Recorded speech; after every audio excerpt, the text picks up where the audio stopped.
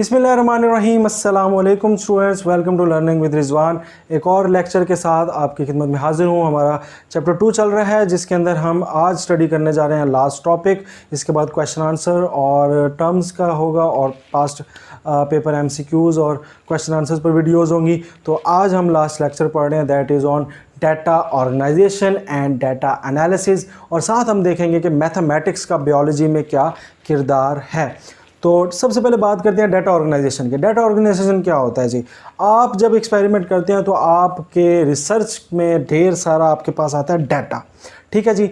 Data ये है कि मिसाल के तौर पे आपने 200 प्लांट्स पे 200 प्लांट्स पर आपने एक्सपेरिमेंट किया, तो 200 के अंदर आप ये देख रहे हैं, उनमें आप ये चेक करना चाह रहे हैं उसकी कितनों की जो हाइट है वो 5 फुट तक रही, कितनों की हाइट 6 फुट रही, कितनी की 7 फुट रही। अब उसमें आपके पास मुख्तलिफ पौधों का हिसाब किताब आ जाएगा।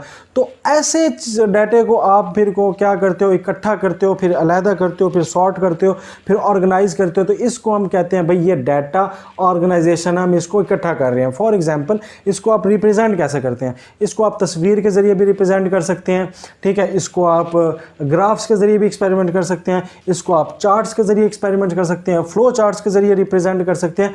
तो किसी भी चीज़ के ज़रिए आप इसको रिप्रेजेंट कर रहे हैं, किसी भी वे में रिप्रेजेंट कर रहे हैं, और हमें डाटा ऑर्गेनाइज हुआ और नज़र आ रहा है कि भाई कैसे इसको जो है समझा जाए। तो इसको हम कह देते हैं भाई ये डाटा ऑर्गेनाइजेशन है। क्लियर?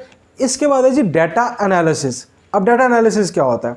डाटा एनालिसिस के अंदर हम डाटा जो हमारे पास है उसको by some formula, statistical formula, शुमारियात के फार्मूले से, स्टैटिस्टिक के फार्मूले से हम उसके अंदर जो है अपना मीनिंगफुल आउटपुट निकालते हैं, अपनी जो ज़रूरत है उसको निकालते हैं कि भाई इसका जवाब क्या आएगा।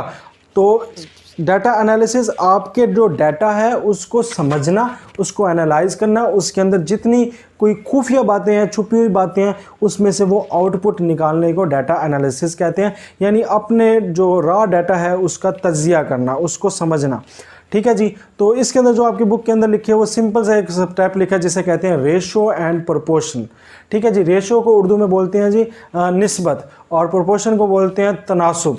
अब निस्बत और तनासुब यानी रेशो एंड प्रोपोर्शन के अंदर क्या फ़र्क है? रेशो के अंदर हम जो है बेसिकली दो वैल्यूज़ के दरमियान तकसीम लगाते हैं। फॉर एग्ज़ाम्पल मैंने 150 प्लांट्स के ऊपर स्टडी किया, तो 150 प्लांट्स में से 50 प्लांट्स जो हैं वो मुझे फॉर एग्जांपल अच्छी खुराक दे रहे हैं या अच्छा फ्रूट दे रहे हैं। तो मैं कहूँगा कि जवाब है जी 50/150। तो ये सिंपल सी रेशो आ गई, निस्बत आ गई। तो जवाब क्या है? 1/3, यानी 3 में से एक पौधा जो था वो हमारा सही निकला, ज़्यादा यील्ड देने वाला निकला।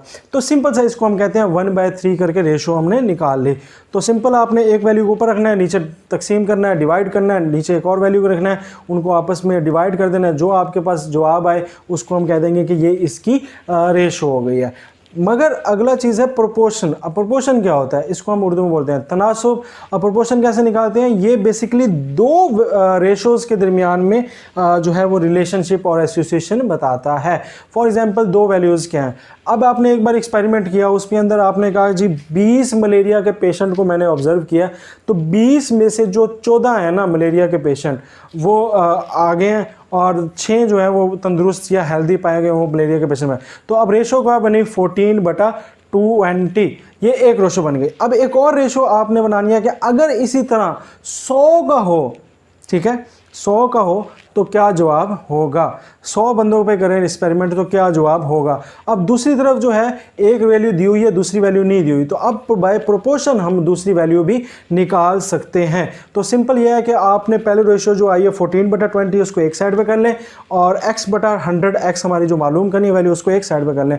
सिंपल सा 100 उधर जाके मल्टीप्लाई हो जाएगा, हल करेंगे x की वैल्यू आपके सामने आ जाएगी। सिंपल सा ये जो है एक मैथमेटिक्स सा क्वेश्चन है। तो प्रोपोर्शन ऐसे निकालते हैं कि भाई दो रेशोज़ के दरमियान आप जो है दो रेशोज़ के दरमियान रिलेशनशिप ले रहे हैं, और उससे फिर अगर एक वैल्यू किसी रेशो में आगे पीछे होगी है या आप मालूम करना चाहते हैं तो वही इजीली आप इस प्रोपोर्शन के ज़रिए मालूम कर सकते हैं।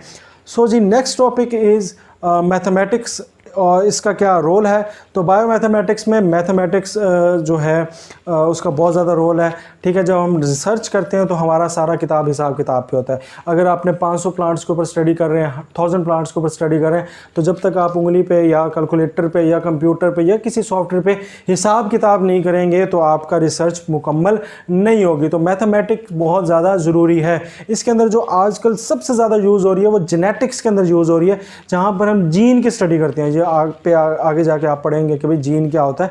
तो जीन की स्टडी या प्रोटीन का स्ट्रक्चर स्टडी कर रहे हैं या प्रोटीन इंट्रैक्शन देख रहे हैं, ये बहुत बड़े जो हैं और मुश्किल स्टेप्स हैं जिसको आप बाय मैथमेटिक्स सॉल्व करते हैं, और हम उनके अंदर इसको जो है बाय फार्मूलाज इसके दरमियान रिलेशनशिप देखते हैं। तो ये इन स्टेप्स के अंदर बहुत ज़्यादा काम आ रहा है। इसके साथ एक और प्रोग्राम है बायो इन्फॉर्मेटिक्स। बायो इन्फॉर्मेटिक्स पे बाकायदा डिग्री कराई जा रही है मुख्तलिफ यूनिवर्सिटीज़ में। कॉमसैट्स में सबसे अच्छी डिग्री हो रही है बायो इन्फॉर्मेटिक्स की। तो बायो इन्फॉर्मेटिक्स क्या होता है जी? जिसके अंदर आप कंप्यूटेशन करते हैं मैथमेटिकल डाटा जो बायोलॉजी से रिलेटेड होता है, ताकि आप बायोलॉजिकल प्रॉब्लम को सॉल्व कर सकें। तो इसमें कंप्यूटेशनल है, हिसाब किताब है, और स्टैटिस्टिकल एनालिसिस है, वही शुमारियात के जो आपको बताएं।